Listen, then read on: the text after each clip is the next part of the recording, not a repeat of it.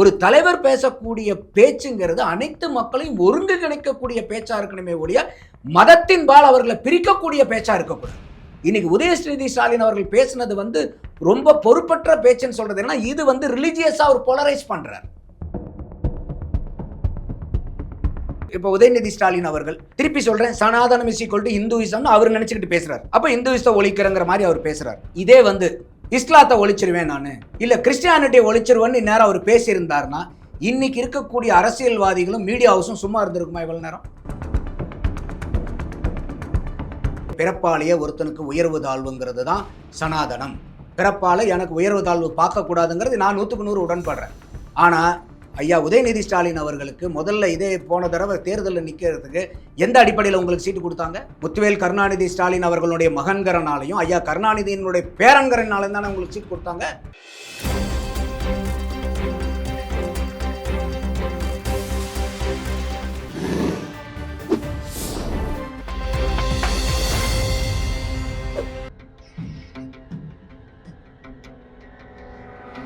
தமிழ் அலை நேயர்களுக்கு வணக்கம். இன்றைய சந்திப்பில் நம்மோடு இணைந்திருப்பவர் அரசியல் விமர்சகர் திரு நந்தகுமார் அவர்களை வரவேற்பதில் மகிழ்ச்சி.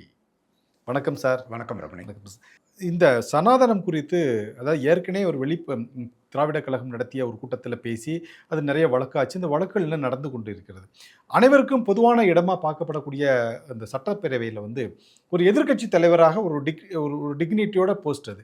அந்த போஸ்ட்டில் இருந்துக்கிட்டு மீண்டும் அதாவது பெரும்பான்மையான மக்கள் வாழக்கூடிய தமிழ்நாட்டில் சனாதனத்தை ஒழிப்பேன் என்று சட்டசபையில் பேசுவதை எப்படி பார்க்குறீங்க? பொறுப்பற்ற பேச்சு இது. நான் ஆங்கில தொலைக்காட்சியிலே சொல்லியிருந்தேன், இது ஹைலி இம்மெச்சூர்ட் ஸ்பீச். இது அப்போ இன்னைக்கு சனாதன தர்மம் இதில் என்ன ஒரு பிரச்சனைனாக்கா, சனாதனத்தை ஆதரிக்கிறவங்களுக்கும் சனாதனம்னா என்னன்னு தெளிவாக சொல்ல மாட்டாங்க. சனாதனத்தை எதிர்க்கிறவங்களும் இது சனாதனம்னா என்னன்னு புரியல. சனாதனம்ங்கிறது ஒரு மதமோ நம்பிக்கையோ அல்ல. அது சனாதன தர்மம்ங்கிறதே ஒரு சான்ஸ்கிரிட் வேர்டு. அதில் அவங்க ஆங்கிலப்படுத்தினீங்கன்னா அது எட்டர்னல் ட்ரூத். எட்டர்னல்ங்கிறது என்ன? எப்பயுமே காலத்தால் அழியாதது. அதற்கு ஆதியும் இல்லை அந்தமும் இல்லை. அப்போ ஆதியும் இல்லாதது அந்தமும் இல்லாதது என்னன்னா இறைவனுக்கு தான் ஆதியும் இல்லை அந்தமும் இல்லை.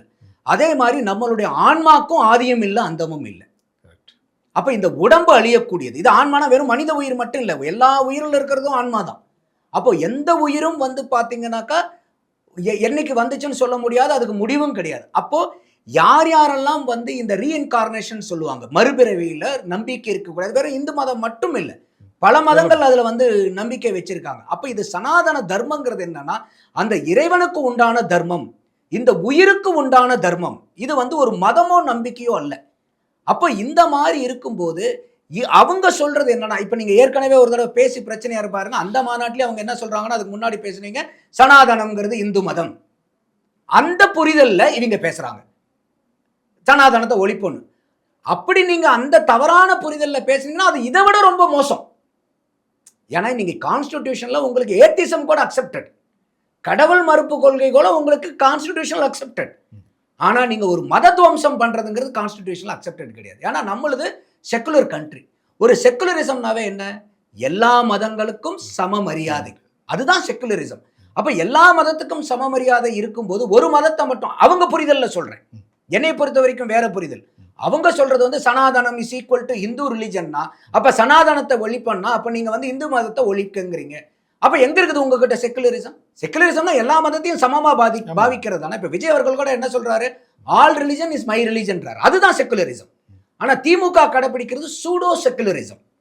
அவங்களுடைய ரேஷனலிசம் கூட பாத்தீங்கன்னா selective rationalism, not a complete rationalism. அப்ப அவங்க இது அரசியலுக்காக பயன்படுத்திட்டு இருக்காங்க. இப்ப நம்ம ஒரு சிம்பிளா எடுத்துப்போமே, ஒரு தலைவர்களுடைய வார்த்தை எப்பயுமே பதட்டத்தை தணிக்கக்கூடிய வார்த்தைகளா இருக்குமே ஒழிய பதட்டத்தை உண்டு பண்ற வார்த்தைகளா இருக்கக்கூடாது. ஒரு தலைவர் பேசக்கூடிய பேச்சுங்கிறது அனைத்து மக்களையும் ஒருங்கிணைக்கக்கூடிய பேச்சா இருக்கணுமே ஒழிய மதத்தின்பால் அவர்களை பிரிக்கக்கூடிய பேச்சா இருக்கக்கூடாது. இன்னைக்கு உதயநிதி ஸ்டாலின் அவர்கள் பேசினது ரொம்ப பொறுப்பற்ற பேச்சுன்னு சொல்றது என்ன, இது ரிலிஜியஸா அவர் போலரைஸ் பண்றார். அது தவறுதலானது. இப்ப அம்பேத்கருக்கு கூட இன்னைக்கு சாதிய பாகுபாட்டுல எனக்கே ஏகப்பட்ட குற்றங்கள் இருக்குது, ஏகப்பட்ட விமர்சனங்கள் இருக்கு. நீங்க அந்த சாதிய பாகுபாடை எதிர்த்து தான் நீங்க போராடணுமே ஒழிய அதுக்காக ஒட்டுமொத்த சனாதன தர்மத்தையும் அழிப்பேன். திருப்பி நான் டிஸ்க்ளைமர் சொல்றேன், அவங்க சனாதனம் இஸ் ஈக்குவல் டு இந்துயிசம்ங்கிறாங்க. அப்போ நீங்க அதுக்காகவே ஒரு இந்துவிசத்தை அழிப்பாங்கிறது எந்த விதத்துல நியாயம்? இப்போ சமூக குற்றங்கள் இல்லாத மதம் என்ன இருக்கு? எல்லா மதங்களையும் சோசியல் ஈவில்ஸ் இருக்கா இல்லையா? அது எல்லா மதத்துல இருக்கக்கூடிய சமூக குற்றங்களையும் நம்ம வந்து விமர்சிக்கணும், அதை வந்து மாற்றத்துக்கு உட்படுத்தணும், ரிஃபார்ம் கொண்டு வரணும். அந்த மாதிரி மாற்றங்களை கொண்டு வர்றது வந்து கான்ஸ்டிடியூஷனல். அந்த நீங்க மாற்றங்களை எப்படி கொண்டு வர முடியும்? டைலாக்ல தான் கொண்டு வர முடியும். நீங்க அதுக்காக வந்து நான் இந்த வச்சிருவேன் அந்த வச்சுனா சரி. இப்போ உதாரணத்துக்கு இப்போ உதயநிதி ஸ்டாலின் அவர்கள் திருப்பி சொல்றேன், சனாதனம் இஸ் ஈக்குவல் டு இந்துயிசம்னு அவர் நினைச்சுக்கிட்டு பேசுறாரு. அப்ப இந்துயிசத்தை ஒழிக்கிறங்கிற மாதிரி அவர் பேசுறாரு. இதே வந்து இஸ்லாத்தை ஒழிச்சிருவேன் நானு, இல்ல கிறிஸ்டியானிட்டியை ஒழிச்சிருவேன்னு நேரம் அவர் பேசியிருந்தாருன்னா இன்னைக்கு இருக்கக்கூடிய அரசியல்வாதிகளும் மீடியா ஹவுஸும் சும்மா இருந்திருக்குமா இவ்வளவு நேரம்? நான் அதனால தான் சொல்றேன், நீங்க சனாதனத்தை பத்தி புரியாம பேசிக்கிட்டு இருக்கீங்க. அது பாயிண்ட் நம்பர் 1. நீங்க அப்படியே வந்து சனாதனம் is equal to Hindu religion வச்சு பேசுறீங்கன்னா நீங்க பேசுறது அதை விட இன்னும் மோசம்ன்றேன் நான். அப்போ இந்த அளவுக்கு வந்து நீங்க வந்து சாதிய பாகுபாட்டை எடுத்து ஃபைட் பண்ணுங்க, சோஷியல் இன்ஜஸ்டிஸை எடுத்து ஃபைட் பண்ணுங்க, இன்இக்வாலிட்டியை எதிர்த்து ஃபைட் பண்ணுங்க. அதுக்காக வந்து பார்த்தீங்கன்னாக்கா ஒரு அது மேலே வச்சிருக்கக்கூடிய நம்பிக்கை வச்சிருக்கக்கூடிய கோடான கோடி மக்களையும் நாங்கள் வந்து அந்த மதத்தையே அழிச்சிருவேன்னு சொல்றது அவர் புரிதலில் தான் சொல்கிறேன். திருப்பி நான் அதை அப்போ வந்து இது வந்து சனாதனம் இஸ் ஈக்குவல் டு இந்துயிசம்னா அப்போ இந்துயிசம் அழிப்பாங்கன்னா அதனால தான் இப்போ என்ன பண்ணுறாங்க, அதை சார்ந்த நபர்கள் பூரா எல்லா இந்தியா பூரா வழக்கு போட்டாங்க. பெங்களூர் நீதிமன்றத்தில் வந்து பெயில் வாங்கிட்டு வந்தார் ஐயா உதயநிதி ஸ்டாலின் அவர்கள். மெட்ராஸ் ஹைகோர்ட் என்ன சொல்லிச்சு, இல்லை நீங்க பேசுறது வெறுப்பு பேச்சுன்னு அவங்க கமெண்ட் கொடுத்தாங்களா இல்லையா? அப்ப நீங்க ஒரு சட்டசபைக்குள்ளார பேசும்போது உங்களுக்கு ஒரு இம்யூனிட்டி கிடைக்கிறங்கிறதுக்காக எதை வேணா நீங்க போய் பேசிடலாமா? தவறுதலான பேச்சு ரமணி. அதான் சார், இந்த அவர் பேசிய பிறகு சமூக வலைத்தளங்களில் வந்த வார்த்தைகள், நீங்க இன்னைக்கு சட்டசபையில் வந்து சொல்றீங்க சனாதனத்தை ஒழிக்கணும் அப்படின்னு. இதே உங்களுடைய தேர்தல் பிரச்சாரத்தில் சனாதனத்தை ஒழிப்பதான் என்னுடைய கொள்கை குறிக்கோள்னு சொல்லி நீங்க பிரச்சாரம் பண்ணியிருக்க வேண்டியதானே அப்படின்னு ஒரு கேள்வி கேட்குறாங்க. இல்லை, நான் பல இடத்துல இதை பதிவு பண்ணியிருக்கிறேன் ரமணி. இப்போ இவங்க புரிஞ்சுக்கிறது சனாதனம் என்னன்னா சாதிய பாகுபாடுகள் இருக்கிறது மட்டும்தான் சனாதனம். சனாதனங்கிறது இந்து மதம். அதே மாதிரி பிறப்பாலேயே ஒருத்தனுக்கு உயர்வு தாழ்வுங்கிறது தான் சனாதனம். பிறப்பால் எனக்கு உயர்வு தாழ்வு பார்க்கக்கூடாதுங்கிறது நான் 100க்கு 100 உடன்படுறேன். ஆனால் ஐயா உதயநிதி ஸ்டாலின் அவர்களுக்கு முதல்ல இதே போன தடவை தேர்தலில் நிற்கிறதுக்கு எந்த அடிப்படையில் உங்களுக்கு சீட்டு கொடுத்தாங்க? முத்துவேல் கருணாநிதி ஸ்டாலின் அவர்களுடைய மகன்கரனாலையும் ஐயா கருணாநிதியினுடைய பேரன்கரனாலையும் தானே உங்களுக்கு சீட்டு கொடுத்தாங்க. யாராவது இல்லைனா வந்து 2019 வந்து நீங்கள் சினிமா நடிகன் ப்ரொடியூசராக இருந்தவர் 2021 எம்எல்ஏவாகி 2023 வந்து நீங்கள் மினிஸ்டர் ஆகிட்டு 2024 துணை முதலமைச்சர் ஆகக்கூடிய வாய்ப்பு வேற யாருக்காவது திமுகவில் கிடைச்சிருக்கா? அப்ப இந்த வாய்ப்பு உங்களுக்கு எதனுடைய அடிப்படையில் கிடைச்சது? நீங்க யாருக்கு பேரன் யாருக்கு மகன்கிற அடிப்படையில். அப்ப நீங்க தானே சார் நீங்க சொல்ற சனாதனத்துடைய உச்சமா இருக்கிறீங்க. நீங்க தானே சனாதனத்துடைய உச்சமா இருக்கிறீங்க.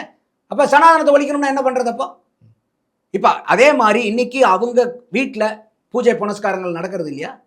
இல்லை, இப்போ சமீபத்தில் கூட கொடைக்கானல் போயிருக்கும்போது பூம்பாறைங்கிற இடத்துல குழந்தை முருகன் கோவிலுக்குலாம் போயிட்டு வந்தாங்களே. அதை விடுங்க, 100 பிராமண பெண்களை வைத்து பூஜை எல்லாம் பண்ணாங்களே. அம்மையார் துர்கா ஸ்டாலின் அவர்கள் போகாத கோயில் இருக்கா? பண்ணாத பூஜை இருக்கா? கோயிலுக்கு மட்டும் இல்லை, அவங்க வீட்லேயே எத்தனை பேர்த்த வர வச்சு பூஜை புனஸ்காரங்கள்லாம் பண்ணி அதில் வந்து ஐயா ஸ்டாலின் அவர்களே பங்கெடுத்துக்கிட்ட ஃபோட்டோவெல்லாம் சமூக வலைதளங்களில் பூரா வந்துச்சு இல்லையா? அப்போ இதெல்லாம் என்ன சொல்ல போறீங்க? அப்போ இதெல்லாம் நான் அழிக்க போறேன்னா யார் யாரையெல்லாம் நீங்கள் அழிக்க போறீங்க? அப்போ இது அதனால தான் நான் சொல்கிறேன், இது வந்து ஒரு பொறுப்பற்ற பேச்சு. இது தெரியாமல் பேசுகிறாங்கன்னு நான் புரிஞ்சுக்கல, வேணுன்னே பேசுகிறாங்க. வேணுன்னே இது ஏதாவது ஒன்று வம்படி பண்ணி உள்ளார அதை ஏதாவது வாயை கிண்டி விஜய் அவர்களுக்கு வந்து ஒரு இக்கட்டான சூழ்நிலையை உருவாக்க முடியுமாங்கிறத பண்ணுறாங்க. அதனால தான் நான் சொன்னேன், விஜய் அவர்களும் அவங்க கட்சிக்காரங்களும் இதில் ரொம்ப சூதானமாக இருக்கணும். அதே நீங்கள் ஏன்னா அவர் விஜய் தெளிவாக சொல்கிறார், ஆல் ரிலிஜன் இஸ் மை ரிலிஜன்கிறார். Is a secularist. அவர் பாருங்க, அவர் கிறிஸ்டியன் மதத்தால் பொட்டு வச்சிருக்கார், கையில் வந்து கயிறு கட்டியிருக்காரு. இந்த பொட்டும் கயிறு யாரு கட்டுறாங்க? இந்துக்கள் யூஸ் பண்ணுறாங்க. அப்போ அவர் வந்து ரியல் செக்குலரிஸ்டாக இருக்கு. அவர் உங்களை மாதிரி பொட்டு யாரோ வச்சு விட்டு ஒன்று அழிச்சிட்டு போனதில்லை. பொட்டை வாங்கிக்கிட்டு அவர் தைரியமாக தான் பொட்டு வச்சுக்கிட்டு சட்டசபைக்கே வந்து உட்கார்றார், கயிறு கையில் கட்டியிருக்கார்.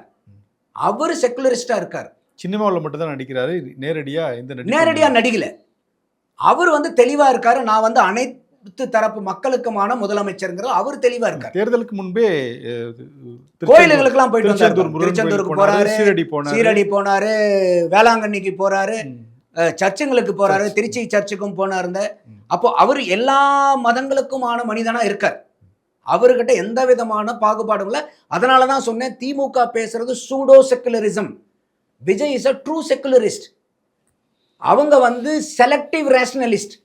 Vijay is a rationalist. இது ரெண்டும் வித்தியாசப்படுத்தி பார்க்கணும். அதை அவங்க கட்சிக்காரங்க முதல்ல புரிஞ்சுக்கணும். அதை புரிஞ்சுக்கிட்டாங்கன்னா அவங்க திமுக அவங்க விரிக்கிற வலையில போய் இங்க மாட்டாம இருந்துப்பாங்க. ஆனா இந்த தேர்தலில் மக்கள் புரிஞ்சுக்கிட்டாங்கன்னு நினைக்கிறேன். கட்டாயம் அதனால தானே இங்க வந்திருக்கு. சிறுபான்மையினருடைய சொல்லக்கூடிய மக்களும் அவங்களும் புரிஞ்சிருக்காங்க. இப்ப அதனால தான் சொன்னேன், இப்ப இந்த கவர்னர் அவர்கள் இந்த பதவியேற்பு விழாவை தள்ளி போக போக திமுக அதிமுகவை கொண்டு வந்து ஆட்சியில உட்கார வைக்கணுங்கிற எக்ஸ்போஸ் ஆனீங்களா இல்லையா? அப்ப பாரதிய ஜனதாவுடைய அலைன்மெண்ட்ல நீங்க வரீங்களா இல்லையா? அப்ப எந்த இடத்துல சார் நீங்க பாரதிய ஜனதா எதிர்ப்பு, உங்களுடைய எதிர்ப்பு வந்து நிஜமான எதிர்ப்பு? ஏதோ ஒரு படத்துல சரோஜா தேவி முதல்ல சொல்லுவாங்களே பார்த்தீங்களா, கோபால் எல்லாம் பொய்யா கோபால், அந்த மாதிரி மக்கள் எல்லாம் கேட்டிருக்காங்க திமுகவை பார்த்து. இத்தனை நாளா நீங்க சொன்ன பாரதிய ஜனதா எதிர்ப்பு, மோடி எதிர்ப்பு எல்லாம் பொய்யா ஐயான்னு கேட்டுட்டு இருக்காங்க இப்போ. அதனாலதான் சொன்னேன், இவங்களுக்கு இந்த சூழ்நிலையில வேற யாரை விடவும் விஜய் அவர்கள் வந்து இந்த நம்பிக்கை எடுப்பு வாக்குல வந்து வெற்றி பெற்றே ஆகணுங்கிற பேராசை வந்து திமுகவுக்கு இருக்குது. ஏன்னா இன்னைக்கு வந்து போய் தேர்தலை சந்திச்சாங்கன்னா அவங்களுக்கு இருக்கக்கூடிய இந்த 59 சீட் 19 சீட் ஆனாலும் ஆச்சரியப்படுறதுக்கு இல்லை. அப்படித்தான் நான் பார்க்குறேன். நீங்க சொல்றதை பார்த்தா அதாவது தாவேக்கா ஆட்சி தொடர வேண்டும் என்பதற்காகத்தான் வெளிநடப்பு பண்ணாங்க அப்படின்னு. ஆமா, அப்படிதான். எப்படியாவது ஒன்று பண்ணி அவங்களை தோக்கடிக்கணும்னா தோக்கடிச்சிருக்க முடியாத ரமணி. இப்போ சொல்றாருல, கூட்டணி கட்சிகள் பூரா எங்க கூட்டணி கட்சிகள் தான் ஆதரவு வச்சிருக்காங்க பாருங்க. இப்போ கூட சொல்லும்போது அவங்க எங்களோட தான் கூட்டணியில பயணிக்கிறேன்னு சொல்றாங்கன்னு. அப்படிப்பட்ட கட்சி அவங்களால இழுத்து பிடிக்க முடியாதா? ஏன் தோக்கடிக்க கூடாது? நீங்க நிறைய இன்வெஸ்ட்மெண்ட் பண்ணி வச்சிருக்காங்க இல்லையா? ஏன் தோக்கடிக்க கூடாது? நீங்க எல்லாருமே நாங்க சொல்லி தான், எங்க கட்சியை எடுத்து தான், எங்க கூட்டணியை வச்சு தான், அப்ப எங்க ஆட்சி தான் இதுங்கிற அளவுக்கு நீங்க போறீங்கல்ல. அப்ப நீங்க பார்த்து எங்க கூட்டணி கட்சிகளுக்குலாம் பார்த்து இல்ல நீங்க எல்லாம் ஆதரவு கொடுக்காதீங்கன்னு அவங்க கொடுக்காம விட்டுருவாங்களா? கொடுத்துருவாங்களா? போயிட்டு உங்களை மீறி நீங்க சொல்றவரெல்லாம் உண்மையா இருந்துச்சுன்னா ஏன் நீங்க தோக்கடிக்கல? அப்புறம் அதான் குடியரசுத் தலைவர் ஆட்சி வந்துரும், அடாடாடா பாஜக வந்துரும். எப்படி வந்துரும்? அது மறுதேர்தல். சரி 4 மாசம் இருந்துட்டு போகுது, மறுதேர்தல் வரட்டும்.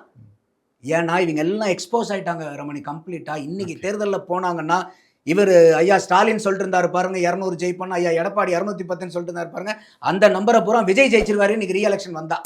அதனாலதான் நான் திருப்பி சொல்றேன், வேற விஜய் அவர்களுக்கு வந்து இந்த நம்பிக்கை எடுப்பு வாக்குல இந்த தீர்மானத்தில் வெற்றி பெறணுங்கிறத விட திமுகவுக்கு இருந்த ஆசை தான் ஜாஸ்தி. ஐயோ எப்படியாவது வந்து விஜய் அவர்கள் ஜெயிச்சிடணுங்கிறதுல, இல்லைன்னா இவங்களுக்கு இருக்கிறதும் போயிடும்.